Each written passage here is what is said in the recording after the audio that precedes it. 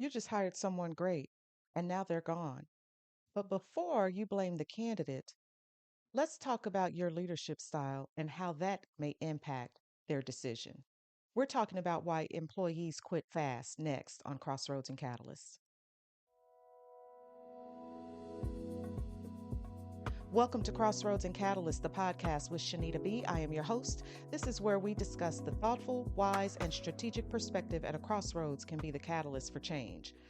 Today, we are trying to jump into the phenomenon as to why employees quit. Good employees that you took your hard earned resources, you recruited, you went through the interview process, and before you realize it, they've decided this is just not the job for them. Why is this happening?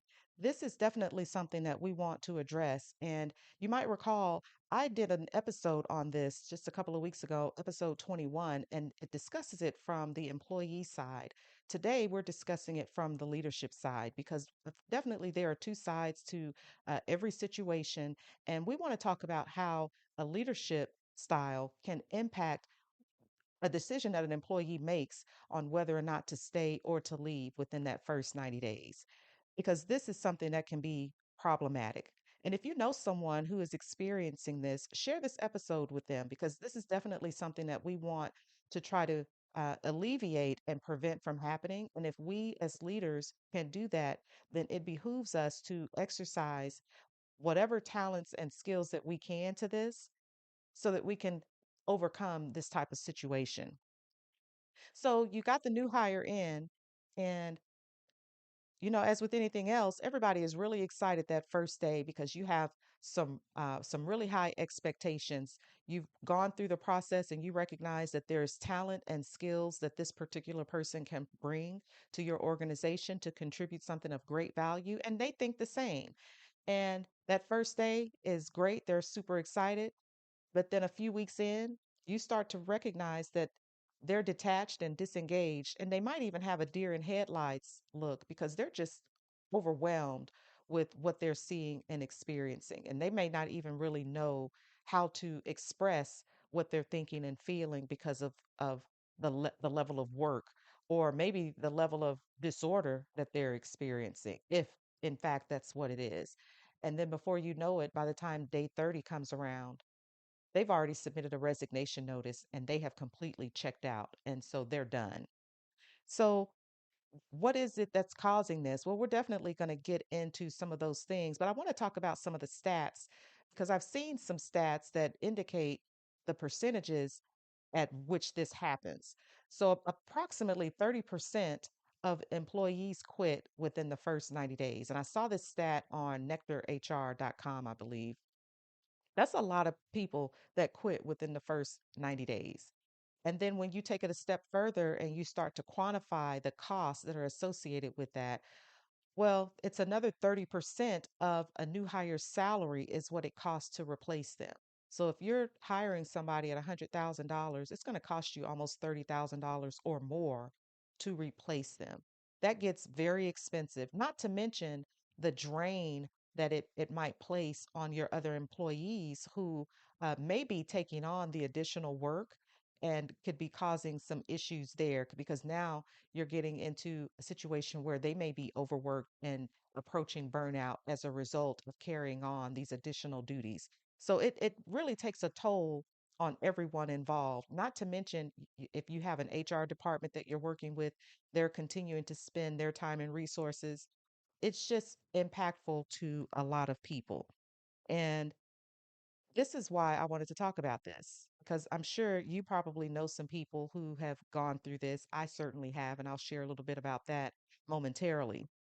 So let's get some clarity around some of the reasons as to why we think this is happening because leaders have one perspective, the employee has another perspective, and the two apparently are at odds, which is why you ultimately have a situation where an employee has decided, you know what, I'm out of here. I got to go. Okay, so here are some reasons that I think are at the top of the list. Okay, lack of onboarding structure.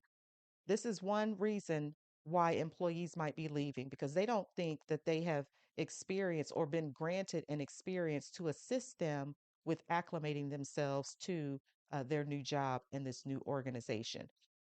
definitely can be a problem. Another item, poor communication or expectations. So if information is not being conveyed to the new hire, to the new employee, in a way that they can understand, that's definitely going to come back to bite you.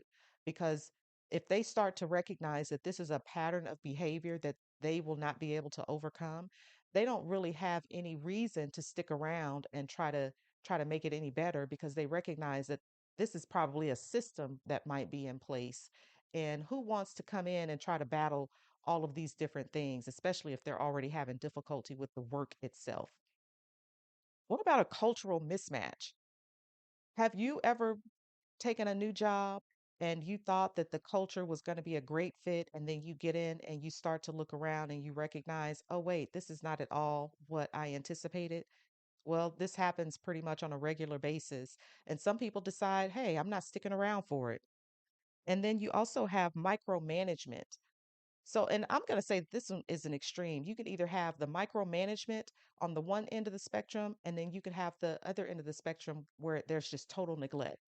So maybe that you discussed in the interview, well, this is my leadership style, and it's the polar opposite of what they actually experience once they get into the role. Completely, completely a decent enough reason for somebody to question whether or not they want to stick around. And if it's way too much, they just decided it's not worth it to do so. And then you also have some unaddressed red flags when it comes to the team dynamics. So maybe this person is hired in and they're working on a team, and they get in and they start to quickly realize, oh, wait, we've got some gossipers here, or we got some slackers who just don't do their work. They just kind of show up and pass their work along and pretend like they're assisting, but really everybody else is doing the work. If if someone new comes into a team like this and they have a background or a history where they've worked with other teams and organizations where this kind of thing was just not the norm, they're not going to put up with that type of behavior, especially if they're the ones who are going to be on the brunt end of receiving all of this extra work, because maybe there are people on the team who just, they don't do their work, they just pass it off and pretend like they do. These are things that have to be addressed, and they actually speak directly to your leadership style, because they recognize, well, if they're not willing to address some of these problems, they're probably not going to address any of the other concerns that I might have in relation to my work. I'm not doing that either. So then what kind of choices do we have when it comes to how do we address this, and how do we rather, as leaders, address these types of things so that we can prevent these fast quitting type scenario? Number one, these are some things that you can do. Be honest about the work. And I think that this starts in the interview process. Anytime you're interviewing someone, you want to be as honest as possible to help people make an informed decision about the job. Everybody is trying to figure out if this is going to be a good fit. And the only way to do that is to be honest and let them know that this is the type of work that you're going to be doing. This is the type of team. This is the type of culture. And this is some background. This is what you're going to find when you step into this new role. And if you're not willing to do that, then you're probably going to find that you're going to continue to have a high level of turnover in a particular role, because what you have expressed to them does not match what they're seeing in actuality. And it's going to be completely up to you as to whether or not you're able to challenge that and nip it in the bud, or if you're just going to continue to go in circles, well, basically stay on that hamster wheel, because that's really what it comes down to. Number two, start before day one. You want to plan out an onboarding process that makes that new employee feel welcomed, that helps them to understand what the expectations are. When are they supposed to check in? With whom are they supposed to check in? What are the expectations for them as they prepare to start their new role? I think that it's really important to make contact and to stay in contact. And this does not mean that you have to talk to someone every day, but you just want to basically make sure that everything is is on schedule, because if there, especially if there's a long lead time between the time that they were hired and the or accepted rather, and the time that they're going to start that new position. You just want to make sure that they have some touch points available to help them to understand that yes, uh, we are still here. We're really looking forward to having you come and join our team and our organization. And this is what we do to help ease the mind of this new hire. Because starting a new job is stressful, and having a new employee start is rather stressful. So if there's anything that you can do to try to mitigate that, you want to do that. Number three, make the first 30 days the priority. And by that, what you want to do is you want to lay out that this is what we're looking to see over the course of the next 30 days. Because if they understand that there are some expectations or some a checklist that they can work through, well, that's going to be extremely helpful because then they know, okay, I have this on my list. This is what I should be working toward. And I'll have the opportunity to share this information and get some feedback and share some feedback with my manager because they're ultimately going to be checking in with me as well. So that'll definitely be very helpful. Number five, make sure that you ask for feedback and that you listen to the feedback that they have to give to you. And this is one of the things that I would say that you want to ask. You want to ask them, is what you're seeing and experiencing, is this representative of what was shared with you in the interview? Because the more you can understand about how you convey information in an interview, that means that you are setting realistic expectations for the employee. If they tell you yes, then that's great. But if they tell you no, well, then you recognize you need to probe a little further so that you can better understand what you could have done to help the employee or the candidate even to understand the type of work that they're gonna be doing and what the expectations are. And then finally, ensure that they have the appropriate level of support and resources to carry out their duties. If an employee does not feel like they have support and resources to do their jobs, you're going to have a difficult time hanging on to them because they're going to completely start to disengage and they're not going to be interested because they recognize that they're climbing an uphill battle. And if they were not aware that this was going to be a part of their job, they just assume would just quit and leave it behind and go start somewhere else or even return to the job that they had prior to starting with you, because this is how serious this is. If they don't know that they can get what they need to do it, what's the point in trying? Is what a lot of people are saying. And this has everything to do with how you lead and how you convey information to them to help them to understand what is available, how they can do it, and if they can even learn how to utilize the systems that they already have. So those things are extremely important. And all of this reminds me of my own experience with scenario like this because I've had an employee that quit within the first 30 days. And while I can tell you I was not completely shocked about it, it was very disheartening and disappointing, especially considering the type of role that this was. This was a pretty high level position.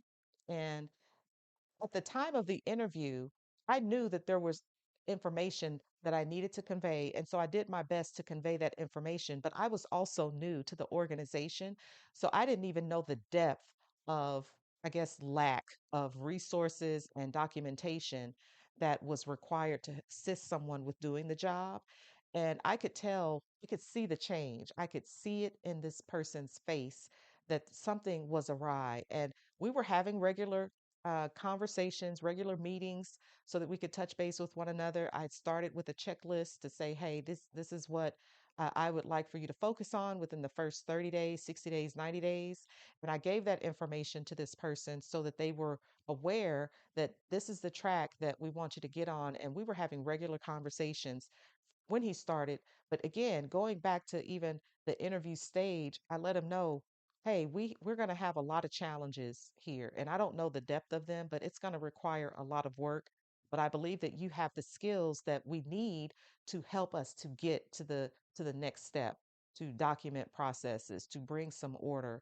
And I think that once they got into the role, they started to see, oh, this is far beyond even my own expectations.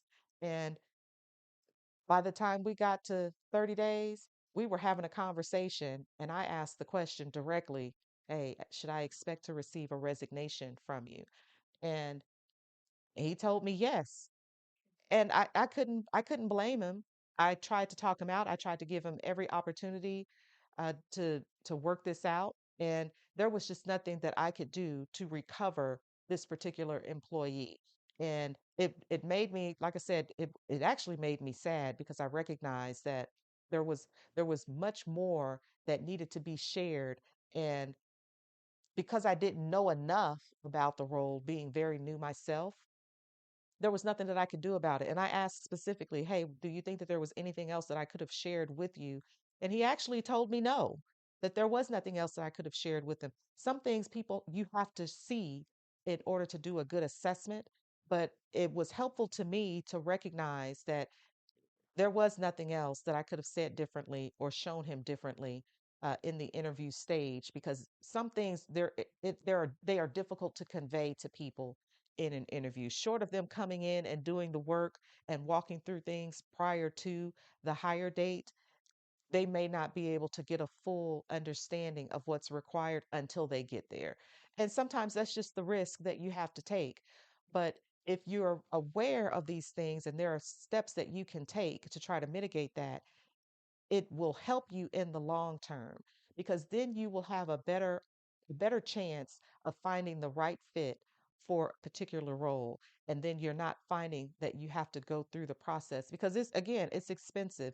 And if you're in an organization that does not have a lot of financial resources to spend in that way, you definitely want to be as honest and transparent as possible and help people to think through what kind of situation that they're going to encounter and ask themselves if they really want to do that thing. So it's going to say a lot about you just as much as it might say about that new hire, about what happens within that first 30 days, which will either help to retain them and keep them on board, or you're actually helping to push them out the door. So do what you can and be transparent and honest with people in that regard. And we are at the end of today's episode, and I trust that you found this information helpful and that it will cause you to rethink how you approach your interview processes, your onboarding processes, and even doing assessments on your team dynamics to make sure that your team is a welcoming environment for a new hire.